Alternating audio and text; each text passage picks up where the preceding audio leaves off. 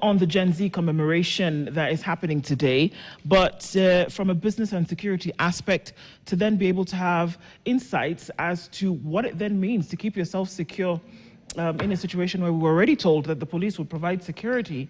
Byron Adera is a safety and security expert, joins us in the studio this morning. Byron, good morning. Morning to you, how are you? Very well, thank you. Karibu sana. Thank you so much. We should have also been here with Anthony Wambogo, who is the chair of the Kitengela Business Owners, but he's been unable to get past Kitengela. Those are the things that we are seeing this morning as a result of this. But from a safety and security point of view, Byron, what's needed today? What's a very interesting question. I mean, if Wambogo hasn't gotten here, then it means we have a consequence of what's going on today in our hands.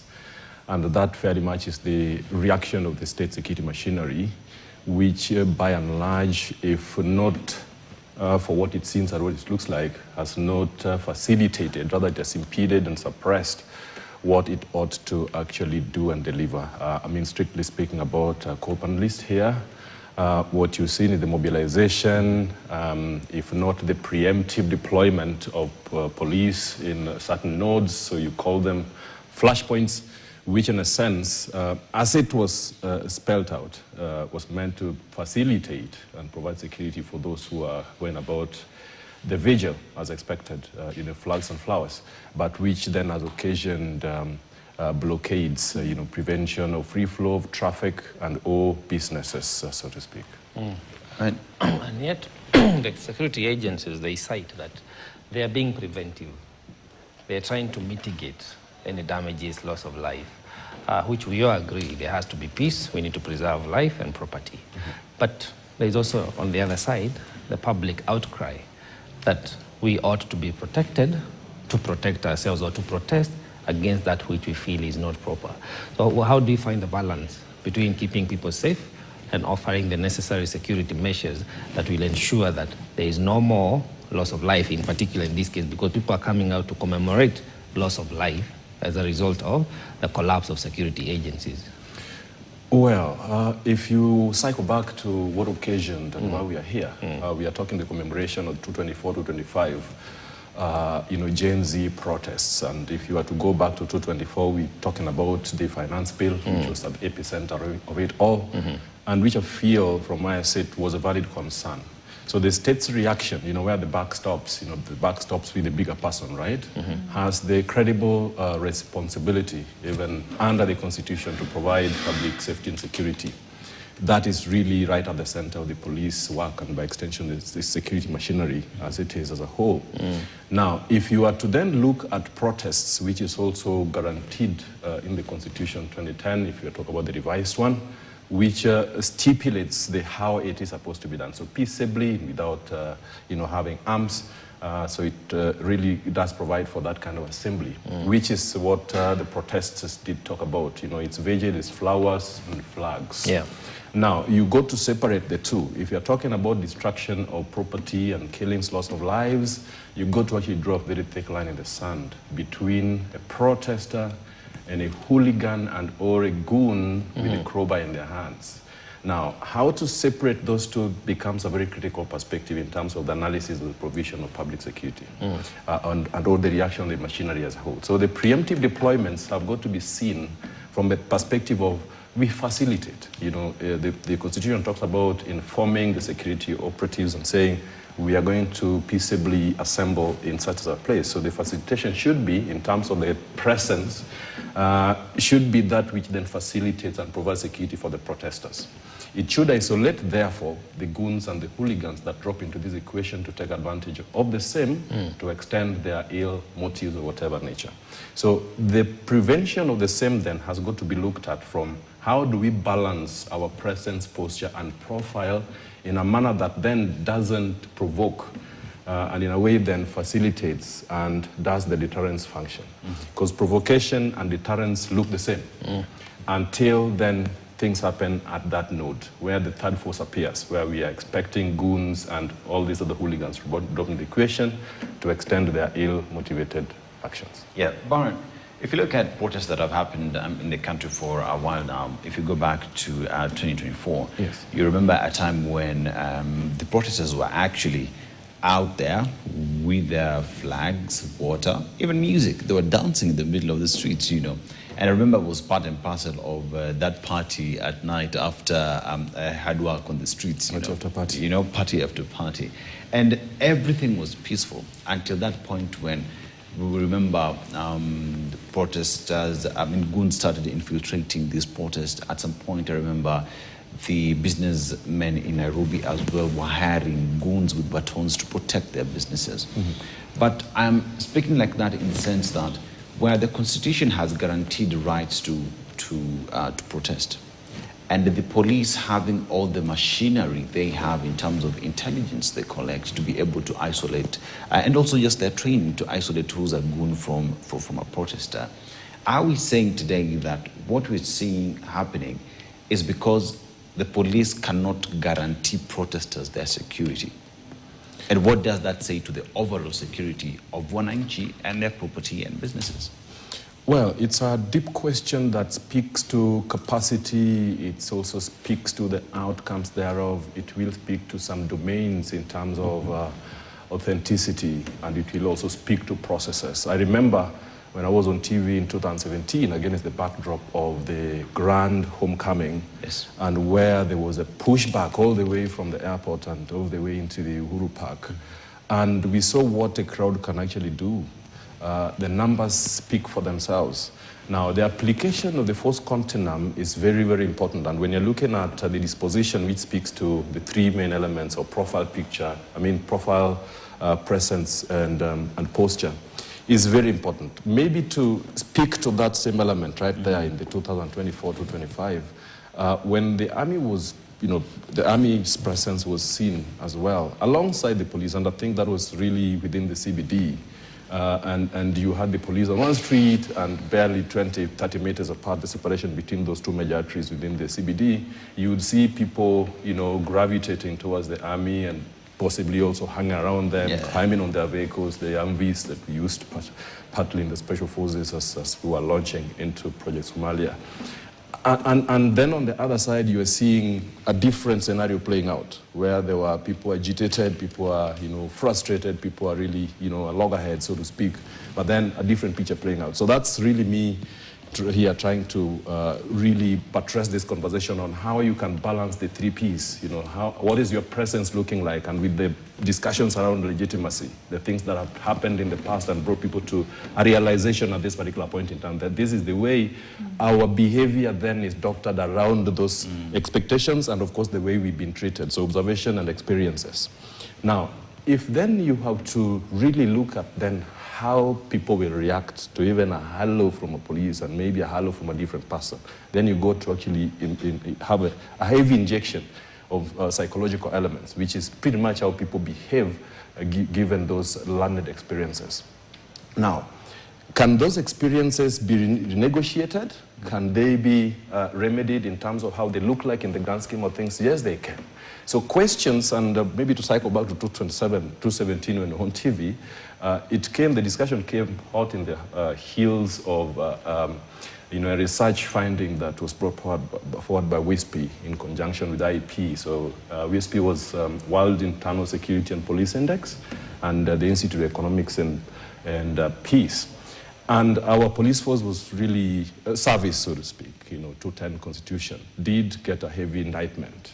And the domains that were discussed there were those four that are highlighted, which is their processes, capacity, legitimacy, and outcomes. And we were, among the polled 127 nations, we were third worst in the world.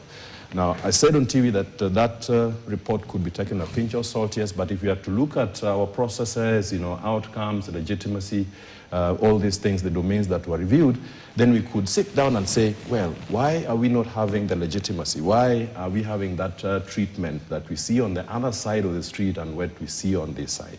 So it speaks to how the population has then now been doctored into a socialization where if they are being approached by the police, then there's a bit of mistrust in even what they spell. So when they say, we are here to actually facilitate safety for you to actually go and peaceably assemble, then people take that with a pinch of salt. If it's coming from a different quarter, then it generates a different kind of reaction. So those are things that have got to be midwifed, because the consumption of public security and safety, really the big bulk of it is the citizenry.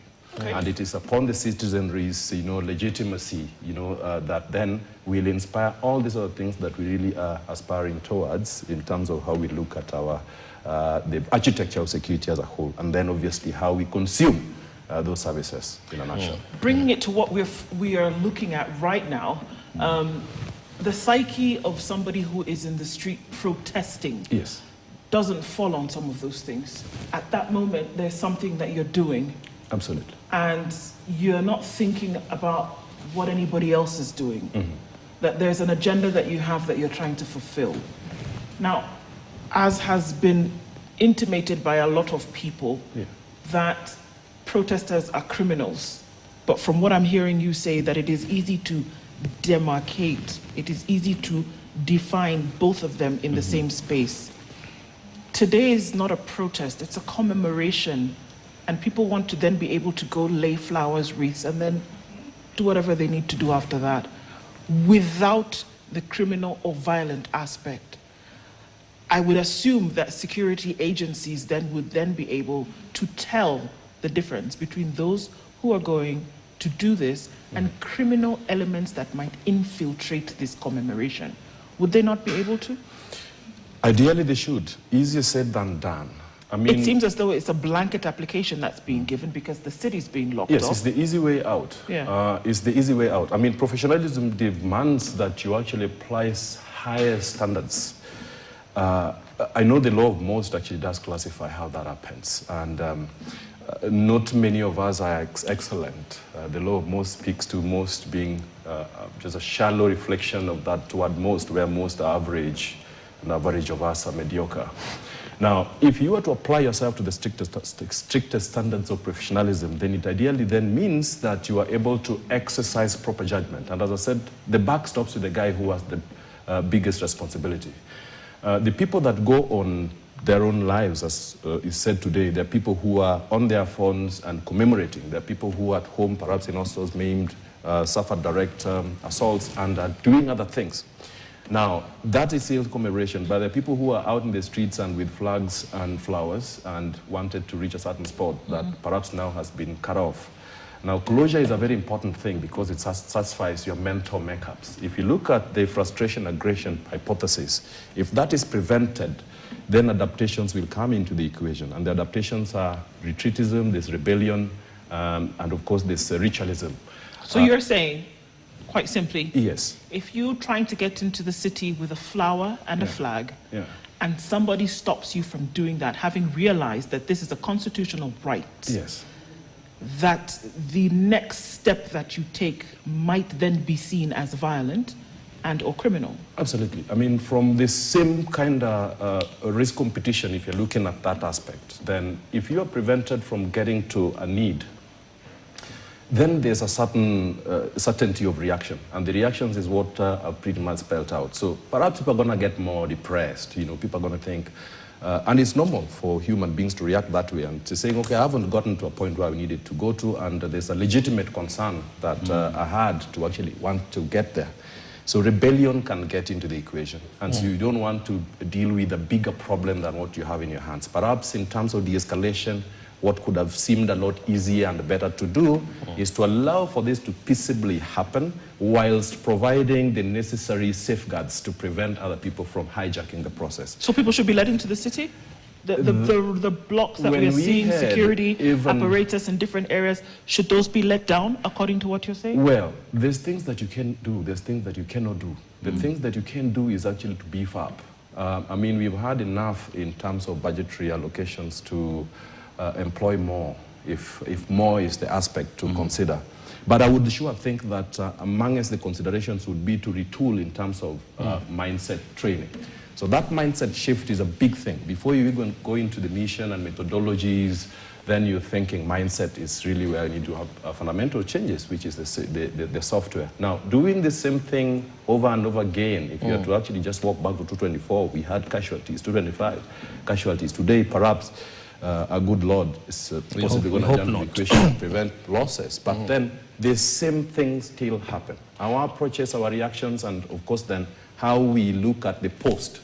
The post we look like people have gone home, they're okay, but it's not, because people, we are social beings, one, and two, we are rational beings, and people irrationalize this, that then if we had legitimate concerns to actually go lay a flag, coming back with that, it's drying in my own house, it needed to be somewhere else, then definitely people will think through this thing.